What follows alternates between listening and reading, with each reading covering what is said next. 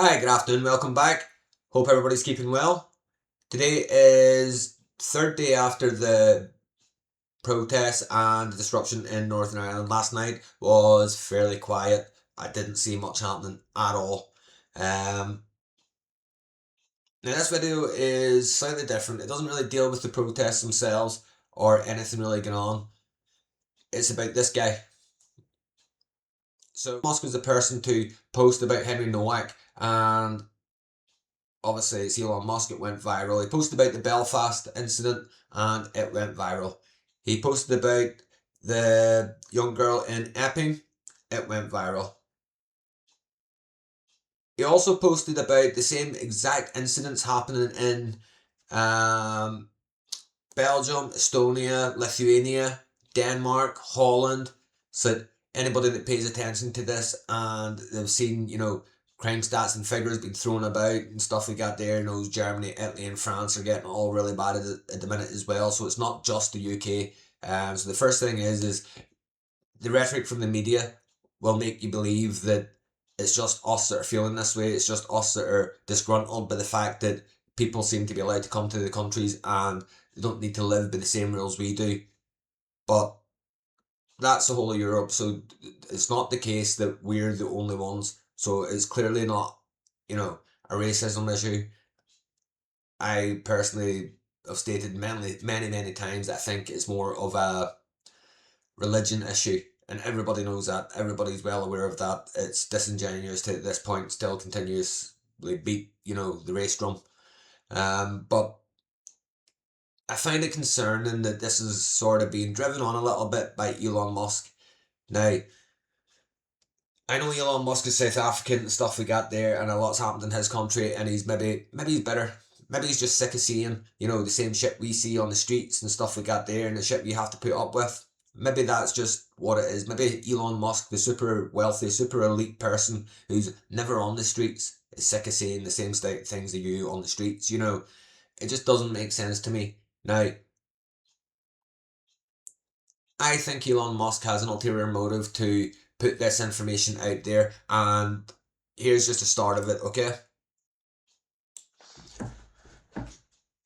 So, Starlink is Elon Musk's company, and what that is basically it is a weapons grade Wi-Fi system where it almost takes full control of everybody's Wi-Fi signal.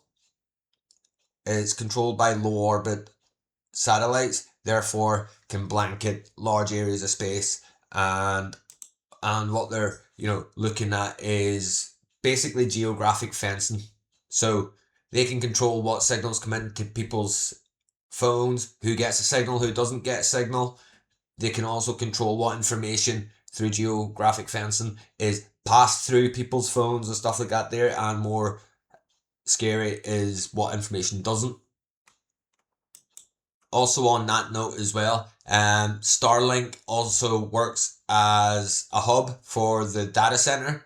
So basically any data that's being used on the Starlink system goes into their hub, and it's kept the same way as the NHS or the NHS, the NSA had to come out a few years ago and admit they were keeping everybody's data and stuff like that there. So it's very much the same sort of thing. It's just not governmentized. It's just privatized.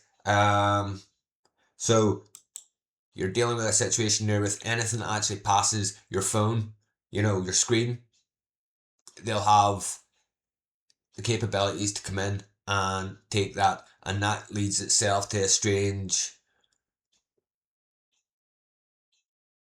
dynamic of it's not quite thought crime, but you don't actually have to do anything illegal in order for them to deem you doing something illegal if you're doing something on your phone. Now, does a hate crime only extend if I'm doing it online, or can I commit a hate crime whilst texting someone I know and then go in and take that and class that as a hate crime even though I didn't actively subject the person that I supposedly hate to the hate crime?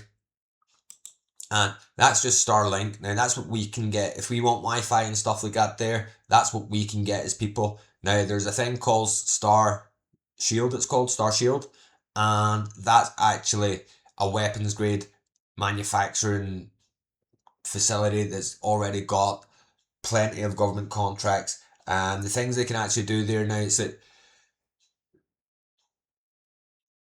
the Iron Dome's operated very much under the same sort of thing. It through signals, Wi-Fi, and frequencies and stuff like that. They're able to make some sort of shield and force, and which is scary in itself as well. If you're talking about getting into the future in like 15-minute cities and all your stuff only works in a certain place, or it's like you've got your electric car, and as soon as you go out of your geographically designated area, reverse. You've got one option. So that's where, just as life, it could get a wee bit weird and stuff like that there, just by looking at what they're doing. And what the Trojan horse with it is basically governments and corrupt individuals within the government are going to want this in their country so they can protect themselves from the people. And it's going to come with the fact that, all right, well, you put this in so you can protect yourself from the people. The people also get use of it, which means they can also propagandize the people as well. So it's a two double bladed sword. You know what I mean? It's getting you both ways. And the thing with that as well now, it's that, as I said, the reason why it's Elon Musk that's unsettling me about this whole thing is what happens when companies descend into like chaos. What happens if people go to like a minister's house or something, and then the next day the government goes, all right, well, we're going to need to crack down and stuff like that there. Now they've already got almost complete control over your whole system. Anybody you spoke to, anybody you've organized anything with, anybody, they have access to everything. And it's not fair that they get to like just impose themselves on everybody's day-to-day lives like that. Now it's like, it starts off right, and you have hate crimes. What's a hate crime? And then once hate crime's a thing, they start acting on reports. The police, they go down and they'll act on a report. If someone says you offended them, you go, well, it's not really a crime to offend someone, so why are you acting on it? Well, we just need to investigate. So that's how that goes. It's a slippery slope. That'll lead to having a bigger police presence on the ground, which means they'll be watching you and they'll be pulling you, and you know how police just like to fuck with you for no reason. It's like you've seen videos all over the internet where it's like they'll come in and ask you for your ID, and if you don't immediately bend over, they'll just fuck with you. They'll just pass their day. But yeah, that's it. I want you to know that the person who's championing you at the moment, and the person that's putting out these tweets, and the people that are, appear to be in your corner, just watch what they're doing in the background, because everything that they're doing now would be exactly what you would do if you wanted to engineer, a society where you're in control of people's abilities. Now, they said Elon Musk also has a product called Neuralink.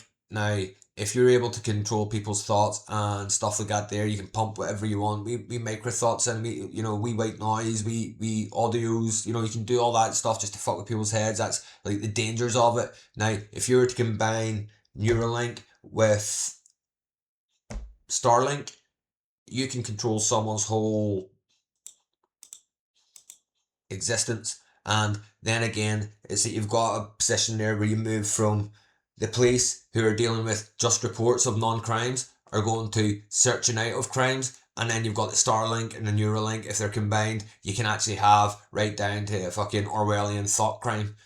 So the guy that's championing you now is also the guy that's working to put you back in fucking handcuffs and mentally enslave you for the rest of your life. So I just think that's worth noting, that don't always, because someone always says, oh, I want this or I want that. Public figures, you need to be careful on what they say and what they actually mean. Always look at what they do in the background, and always follow the money. Every time. So, this is a wee quick one. Thanks very much for watching, if you're still watching. If you are still watching, like, comment, subscribe. Put in the comments here if there's anybody else. Peter Thiel's a good one. Peter Thiel, he's at the next big, the Palantir. So he's going to be like the next Elon Musk in terms of people talking about him being the Antichrist and stuff like that there, So If you know anybody else that's up to some shady shit in the background, put in the comments, let me know. Okay? Enjoy your day.